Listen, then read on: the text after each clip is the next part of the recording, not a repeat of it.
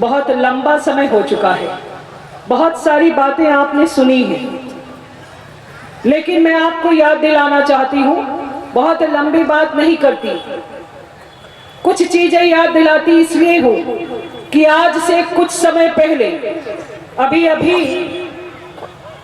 17 दिसंबर बीता, आज 30 तारीख है और 17 तारीख को कांग्रेस की सरकार के 4 साल पूरा हुए। 4 साल 17 तारीख के बाद 5वें साल में इस कांग्रेस की सरकार ने प्रवेश कर लिया।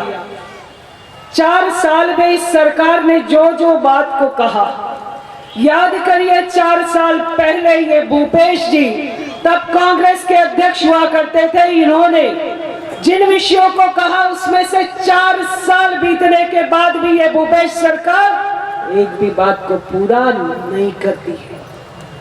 गंगा जल की कसम खाई थी इस सरकार ने, गंगा जल, और गंगा जल हाथ में लेकर, अरे हमारी आस्था है गंगा जल के साथ, इसलिए हमारी आस्था के साथ खिलवाड़ करने का काम अगर किसी ने किया तो ये कांग्रेस की सरकार ने किया है। कांग्रेस की सरकार गंगा जल हाथ में लेकर अपने घोषणा पत्र को इन्होंने जारी किया था, याद करिए, और हाथ में गंगा जल लेकर इन्होंने जिन जिन बातों को कहा था आज मैं उसको याद दिलाती हूँ। एक बार इनको राखी भी भेजा था मैंने, और राखी इसलिए भेजा था कि हम बहनों के साथ, तो आपने कहा था हाथ में गंगा जल लेकर, ये कांग्रेस की सरकार ने हाथ में गंगा जल लेकर, बहनों आप याद करो, इन्होंने कहा था कि हम अगर कांग्रेस की सरकार बनी तो 100 दिन में हम शराबबंदी छत्तीसगढ़ में लागू कर देंगे, ये कांग्रेस की सरकार ने बोला था। आज 4 साल का समय बीत गया, 100 दिन की बात छोड़िए, 1 साल में 365 दिन होते हैं, 4 साल बीतने के बाद भी ये सरकार शराबबंदी के वादे पर क्या करती है, जरा एक बार भूपेश जी अभी भेंट मुलाकात कर रहे हैं, मैं आते आते देख रही थी भेंट मुलाकात, बड़ा आनंद हुआ। 4 साल में कम से कम भेंट मुलाकात करने का मौका तो लगा। अरे भेंट मुलाकात पहले किए होते तो पता चलता कि हम क्या क्या बोले हैं और क्या क्या घटा है। 4 साल के बाद अब चुनाव तो आ ही गया है, अब चुनाव के मैदान में आने पर भेंट मुलाकात सबको याद आता है। मुख्यमंत्री का भी अभी आते हुए रास्ते में आपने देखा होगा, एक छोटे से बालक ने मुख्यमंत्री की इस भेंट मुलाकात में जब उनसे प्रश्न किया तो छत्तीसगढ़ के मुख्यमंत्री कहते हैं कि तुम्हारी माताजी, तुम्हारे पिताजी ने कभी मुख्यमंत्री से बात किया है? अरे मुख्यमंत्री छत्तीसगढ़ के हैं तो क्या सुरखाब के पर लग गए हैं कि उनसे बात करने के लिए मेरे यहाँ के मेरे छोटे बच्चे को किसी से अनुमति लेने की जरूरत पड़ेगी? फिर ये कैसा भेंट मुलाकात है? ये भेंट मुलाकात क्यों है? आप भेंट मुलाकात किस बात के लिए करते हैं? आप भेंट मुलाकात अगर करते हैं तो जनता की बात आपको सुननी पड़ेगी, क्योंकि आप छत्तीसगढ़ के मुख्यमंत्री हैं, और अगर आप छत्तीसगढ़ के मुख्यमंत्री नहीं होते तो आपसे भेंट मुलाकात करने आता भी कौन? 4 साल में इस सरकार ने शराबबंदी 100 दिन में पूरा करने का वादा किया, शराबबंदी नहीं किया। अरे शराबबंदी नहीं किया वहां तक की बात ठीक थी, अब तो घर घर पहुंचकर शराब देने की बात की है। ये सरकार एक कदम आगे बढ़ी है और हम बहनों के साथ इसने धोखा किया है। इसलिए बहनों, आज इस सभा से जाने के पहले याद करके अपने पल्लू में एक गठान बांध के जाइए कि जो सरकार हमारा मान नहीं रखती है, जो सरकार हमारे साथ विश्वासघात करती है, वो सरकार दोबारा नहीं आएगी। ये गठान बांध कर जाइए। और मैं आपको इस बात को भी कहना चाहती हूँ कि सरकार ने हम बहनों के साथ लगातार अनर्थ किया है, झूठ बोला है, और झूठ केवल एक जगह नहीं बोला है, बार बार बोला है। इस सरकार ने रेडी टू ईट की अभी बात हो रही थी, अरे छोटी छोटी वो महिला समितियां, वो छोटी छोटी महिला समूह की बहनें जो 35,000, 20,000, 5,000, 50,000 रुपए कमाती थी, उन बहनों के हाथ से हम छत्तीसगढ़िया हैं इस बात को कहने वाले मुख्यमंत्री जी, हमारी जितने भी छत्तीसगढ़ी बहनें हैं उनसे वो रेडी टू ईट का अधिकार छीना और किसको दिया? हरियाणा के एक शराब व्यापारी को दिया और उसको उसके माध्यम से पैसा कमाने का एक आधार बनाया। ये हमारे यहाँ के छत्तीसगढ़ प्रदेश के कांग्रेसी मुख्यमंत्री। सब बातों को याद करिए। अरे वो 20,000 रुपया में वो 20 बहनें हजार रुपया पाती थी, रेडी टू ईट क्यों छीना? रेडी टू ईट में क्या गलत था? वो बहन क्या गलत करती थी और गलत भी क्या कर लेगी? लेकिन वो 20-25 हजार रुपए का आपके यहाँ पर जाने चाहिए, वो बहन को नहीं मिलना चाहिए, इसलिए इन्होंने रेडी टू ईट छीन लिया। बहनों याद करो, आपके यहाँ पर हम जितने बुजुर्ग थे, जब हमारे मुख्यमंत्री डॉक्टर रमन सिंह हुआ करते थे, तो रमन सिंह जी ने एक योजना शुरू की थी हमारे बड़े बुजुर्गों के लिए, तीर्थ योजना। बड़े बुजुर्गों को सरकार अपने पैसे से घुमाती थी, तीर्थ कराने ले जाती थी। ये सरकार ने वो बंद कर दिया और केवल बंद ही नहीं किया, इनके घोषणा पत्र में, कांग्रेस के घोषणा पत्र में लिखा है कि ये 1,000 रुपया सभी बुजुर्गों को देंगे, वृद्धा पेंशन। 60 साल के ऊपर वृद्धा पेंशन है। कितने यहाँ पर बैठे हुए जितने भी मेरे भाई हैं जो 60 साल के ऊपर हैं, जिनको वृद्धा पेंशन मिलता है, मेरी कितनी बहनें हैं, कितने लोगों को वृद्धा पेंशन 1,000 रुपया मिलता है? जरा हाथ खड़ा कर दीजिए। आज तक बोला मिलते जी? नहीं मिलता है। वो बता रही है उसे नहीं मिलता है। 300 रुपया मिलता है। 1,000 रुपए की बात 4 साल पहले घोषणा पत्र में, आज से 4 साल पहले इस सरकार ने कहा था कि हम करेंगे। 4 साल हो गया, तीर्थ योजना बंद कर दिया और यहाँ पर बुजुर्गों को जो 1,000 रुपए देने की बात कही थी, आज के दिन आज तक नहीं दिया। दिया क्या? तो जो सरकार नहीं देती है वो सरकार को लाना है, नहीं लाना है। आज इसलिए भाजपा ने ये नारा दिया है, भाजपा ने नारा दिया है, कांग्रेस हटाओ, छत्तीसगढ़ बचाओ। और अगर आप कांग्रेस को इस बातों के लिए ही हटाना है कि ये सरकार जो कहती है वो करती नहीं। एक हमारे पूर्व मुख्यमंत्री डॉक्टर रमन सिंह कन्यादान योजना शुरू किए थे। हमारे यहाँ पर जब बिटिया पैदा होती तो बिटिया की शादी ब्याह के लिए गरीब लगातार चिंता करता है।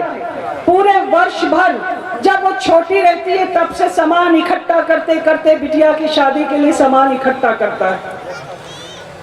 फिर भी गरीब की बिटिया की शादी उतने धूमधाम से नहीं हो पाती। डॉक्टर रमन सिंह ने उस समय कन्यादान योजना की शुरुआत करी और उन्होंने कहा कि बिटिया की शादी भी धूमधाम से होनी चाहिए, इसलिए सरकार इस शादी को करेगी। कन्यादान योजना की जब शुरुआत करी डॉक्टर रमन सिंह ने, लेकिन ये सरकार आने के बाद में इस सरकार ने बंद कर दिया, कन्यादान योजना खत्म कर दिया।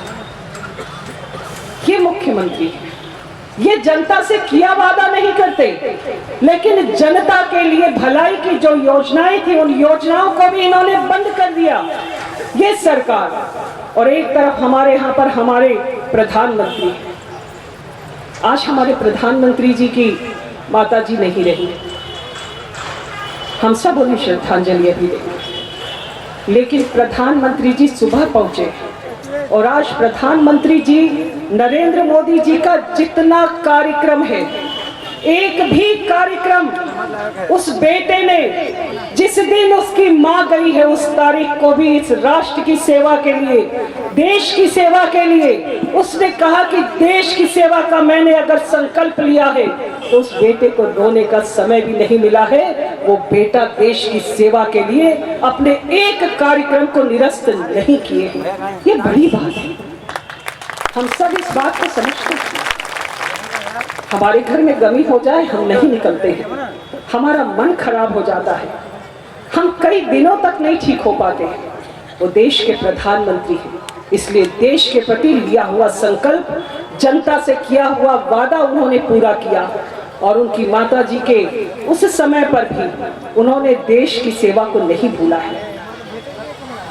बंधुओं, हमारे प्रधानमंत्री जी अगर हम बहनों की, हम जनता की अगर चिंता करते हैं तो एक पिता की तरह करते हैं, एक बेटे की तरह करते हैं, एक भाई की तरह करते हैं। और जब हम महिलाएं लगातार परेशान होती हैं, कभी परेशानी हमें आ ही जाती है, तो क्या सबसे पहले किसको याद करते हैं? अपने भाई को याद करते हैं। भाई है, भाई का घर है, मायका है, तो हम अपने भाई को याद करते हैं। प्रधानमंत्री जी वैसी ही चिंता करते हैं, बेटी की तरह, भाई की तरह। देश के प्रधानमंत्री जी ने शौचालय बनाने की शुरुआत करी, सबके घर पर शौचालय।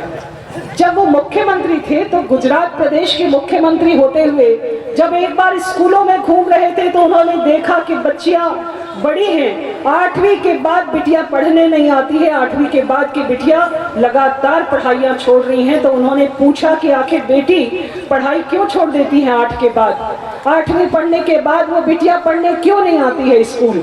स्कूल के लोगों ने जब वहां पर वो पता किया, सर्वेक्षण किया, तो उन्होंने बताया कि बिटिया बड़ी हो गई है, 8वीं के बाद स्कूल में शौचालय नहीं है, बिटिया आना नहीं चाहती है, इसलिए पढ़ाई पर आना ही नहीं चाहती, तो स्कूल में पहुंचती नहीं। देश के प्रधानमंत्री जी आज देश के प्रधानमंत्री हैं। उन्होंने उस दिन के बाद से पूरे गुजरात में और अब देश में और इसके साथ ही साथ उन्होंने कहा कि मेरी कोई भी बिटिया जो शौचालय के लिए बाहर जाती है, बात एक शौचालय की नहीं है बंधुओं, बात है वो बिटिया की जिसका आत्मसम्मान रोज मरता है। वो जब बाहर शौचालय जाती है, जिन निगाहों को देखती है उसका आत्मसम्मान रोज मरता है।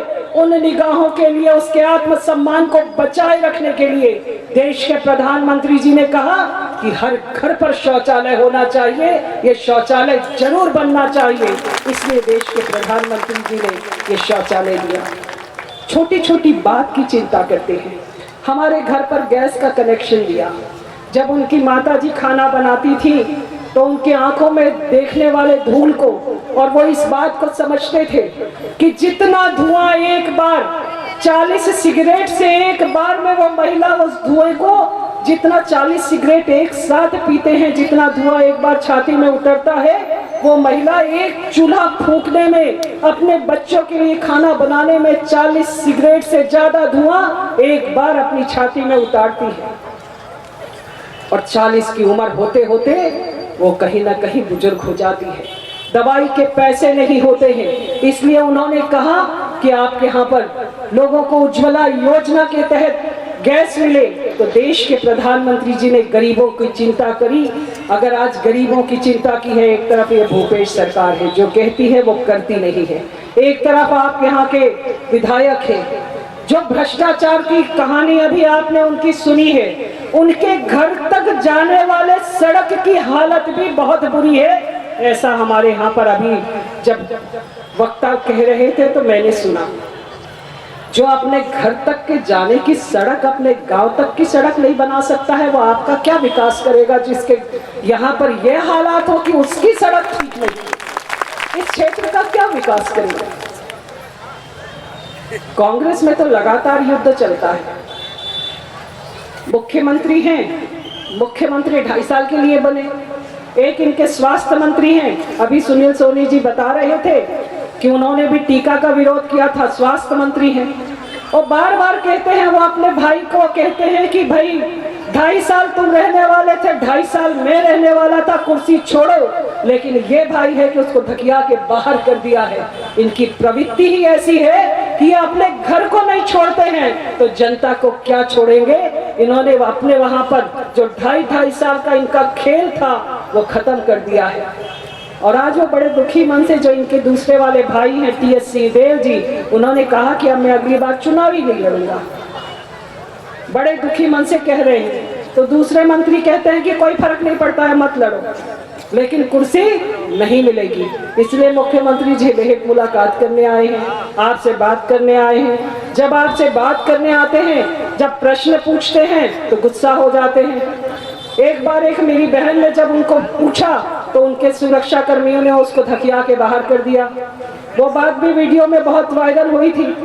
मैं आपको इसलिए इस बात को याद दिलाना चाहती हूँ कि अगर आप जनता के प्रति जवाबदेह नहीं हैं तो जनता आपको माफ नहीं करेगी। बंधुओं, आज हम सब इस आम सभा में इस बात को आपको याद दिलाना चाहते हैं कि 4 साल पहले इस सरकार ने जो कहा वो नहीं किया।